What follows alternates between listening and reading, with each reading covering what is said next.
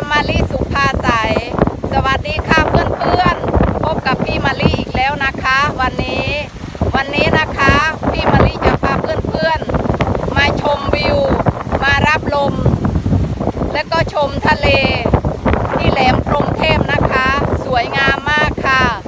ลมแรงมากเลยค่ะเพื่อนๆเห็นไหมคะบรรยากาศดีด้วยค่ะเดี๋ยวเราไปเดินชมกันเลยนะคะโอเคค่ะ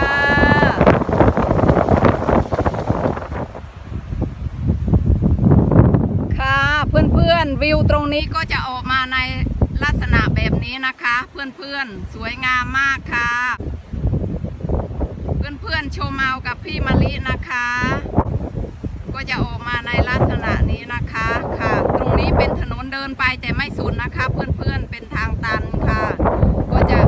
จะเป็นมาในลักษณะนี้นะคะค่ะเราชมไปรอบๆพร้อมๆกันเลยนะคะเดี๋ยวพี่มะลิจะถ่ายให้เพื่อนๆดูเนาะค่ะก็จะออกมาในลักษณะนี้นะคะเพื่อนๆเห็นไหมคะสวยงามมากค่ะที่นี่เป็นทะเลอันดามันนะคะค่ะกว้างไกลสุดลูกหูลูกตาไปนู่นค่ะเห็นไหมคะเพื่อนๆค่ะ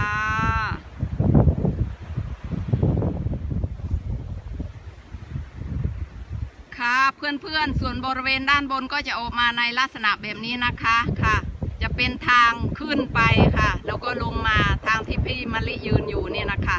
ค่ะก็จะออกมาในรูปแบบนี้เนาะค่ะเห็นไหมคะส่วนด้านบนนู้นก็จะเป็นร้านอาหารเขานะคะค่ะเห็นไหมคะโอเคค่ะชมไปพร้อมๆกันกับพี่มะลิเลยนะคะเพื่อนๆก็จะออกมาในรูปแบบนี้นะคะค่ะสวยงามมากค่ะทะเลโอเคนะคะชมไปด้วยกันนะคะ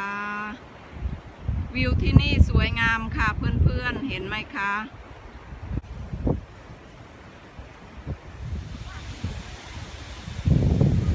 ค่ะเพื่อนๆชมเอานะคะ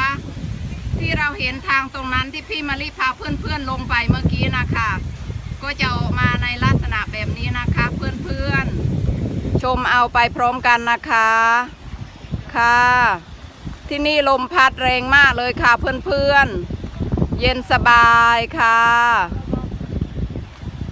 เรารับลมไปด้วยกันนะคะเพื่อนๆโอเคนะคะ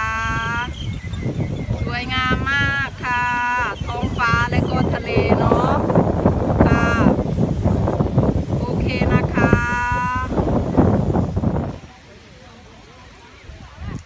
ค่ะเพื่อนๆตรงนี้ก็จะเป็นลานกว้างนะคะสำหรับนักท่องเที่ยวเขาเดินชมวิวไปนะคะ